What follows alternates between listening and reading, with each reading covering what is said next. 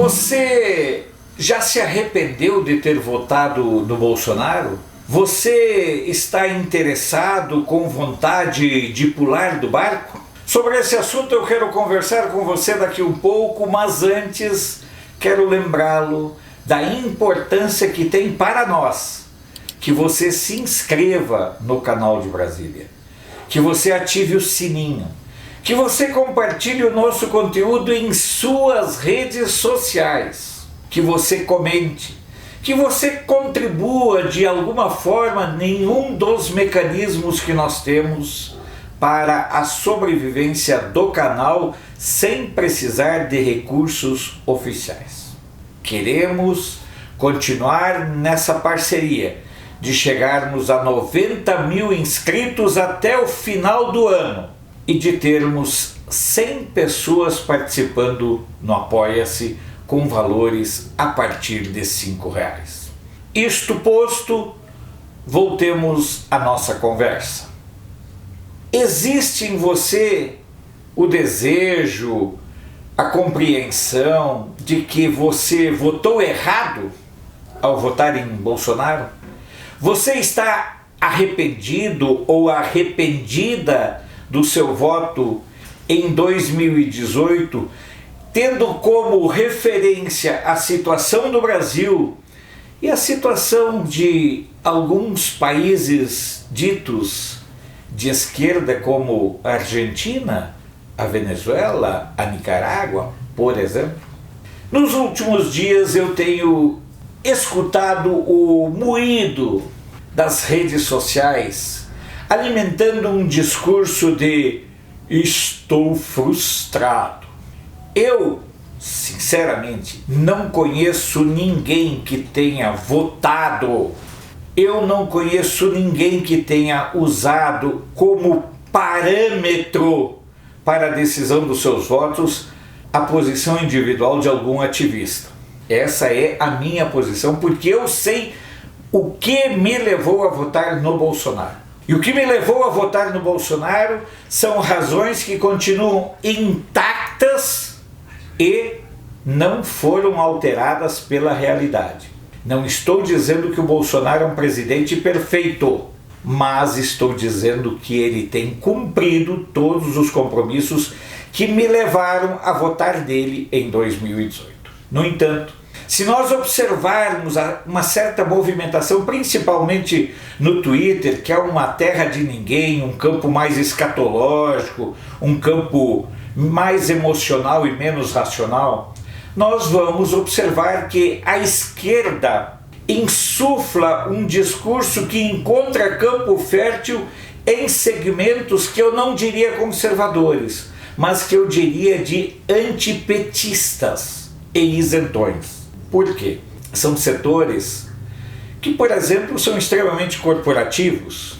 São setores que se sentem incomodados com as notícias de que o governo quer privatizar estatais, quer terminar com regalias de servidores públicos, do executivo, que é da sua área, mas deveria também se preocupar em terminar com regalias do legislativo, terminar com os super salários. E a gente nota que esses são temas que algumas pessoas, não, mas o Bolsonaro não pode fazer isso. Não, ele deve fazer isso. O Brasil precisa se livrar das empresas públicas, porque o Brasil é um caso único no mundo onde uma empresa pública que detém o monopólio e a exclusividade de um setor vai à falência. O Brasil é um caso único onde fundos de pensão de empresas públicas foram roubados sistematicamente pelos governos petistas, pelas gestões dos governos petistas, e agora estão sendo obrigados os fundos de pensão a se desfazerem de patrimônio para cobrir o rombo. São assuntos que não são tocados e que são muitas vezes tratados até com certo cuidado.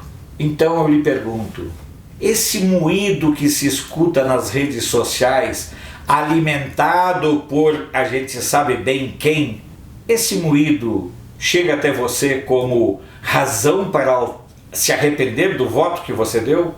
A mim não. Porque observe o seguinte, Na mesma medida em que há esse moído, essa conversa ranhenta de pessoas que querem pular do barco do governo Bolsonaro, do modelo de gestão do Bolsonaro, os índices de aprovação do governo crescem. Não é estranho isso? Não. É porque na realidade existe uma diferença entre o mundo real e o mundo do faz de conta. No mundo real, as pessoas, mesmo aquelas que não votaram no Bolsonaro, sabem que esse é um governo que está chegando, observem bem, há 22 meses sem episódio de corrupção. Enquanto isso, continuam despencando dos armários da história casos de corrupção envolvendo gente do governo do Lula, da Dilma, do Temer. Até mesmo integrantes dos governos da Dilma, quando chegam no governo do Bolsonaro, revelam aptidões e capacidade. Quer um exemplo? O ministro Tarcísio. Então nós temos que ter muito cuidado com a manipulação da informação que está acontecendo. E volto a dizer, é um processo muito bem estruturado, elaborado e pensado. Não é por acaso. Ainda hoje saiu uma pesquisa, que é dessas pesquisas que a gente precisa entender as razões que levam para tanto. Diz a pesquisa que, segundo o Ibope, não se nota mais a radicalização e o enfrentamento entre PT e PSL nas capitais. Cá entre nós, é preciso ser mais do que estúpido a se preocupar com a pesquisa dessas. O embate nunca foi do PT contra o PSL. O embate sempre foi do Bolsonaro contra o PT. O PSL sem o Bolsonaro é só um balcão de negócios. Tanto assim que fez aliança com o PT em mais de 150 municípios brasileiros. Então uma pesquisa como essa que o Ibope colocou hoje, o resultado no ar, é uma pesquisa manipulada, forjada para causar desinformação entre os aliados do Bolsonaro. Volto a dizer, nunca houve o embate entre PT e PSL. Até a candidatura do Bolsonaro, o PSL sempre foi uma porcaria de partido participante do Centrão. O PSL tinha um deputado federal, que era o seu dono, que ainda é o seu dono, e nada mais. Ele era do baixo clero do baixo clero. Ele era aquele que vivia dos restos das barganhas e das negociações e da corrupção.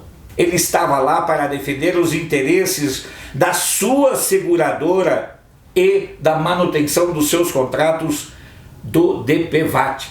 Então, essa história de dizer que não há mais a radicalização entre PT e PSL é destas desfaçatez, é dessas coisas hediondas que a gente precisa conviver. E o que mais me assusta é que tem gente que se diz conservadora, gente que se diz de direita, que cai nessas esparrelas. Cai nas esparrelas dos moídos, cai nas esparrelas das pesquisas e fica dizendo, o Bolsonaro. Beleza, meu amigo, tranquilo, minha amiga, em 2022 haverá nova eleição. E aí dá uma olhadinha para o lado para a Argentina, dá uma olhadinha para o lado ali para Cuba, Nicarágua. E aí você poderá optar, quem sabe, em lugar de reeleger o Bolsonaro, se for o caso, você vai poder votar no Haddad, você vai poder votar no Ciro, no Amoedo, no Dória. Opções não vão faltar. Mas não tente menosprezar a minha inteligência e a inteligência dos brasileiros, querendo transformar rancores individuais e frustrações pessoais em desencanto coletivo. Porque a realidade das pesquisas mostra claramente que Bolsonaro é cada vez mais o presidente que os brasileiros esperavam e pelo qual votaram e lutaram em 2018 e certamente estarão juntos também em 2022. Sou Alfredo Bessoff, jornalista. Você pode não concordar com o que eu digo, mas eu tenho o compromisso de não silenciar.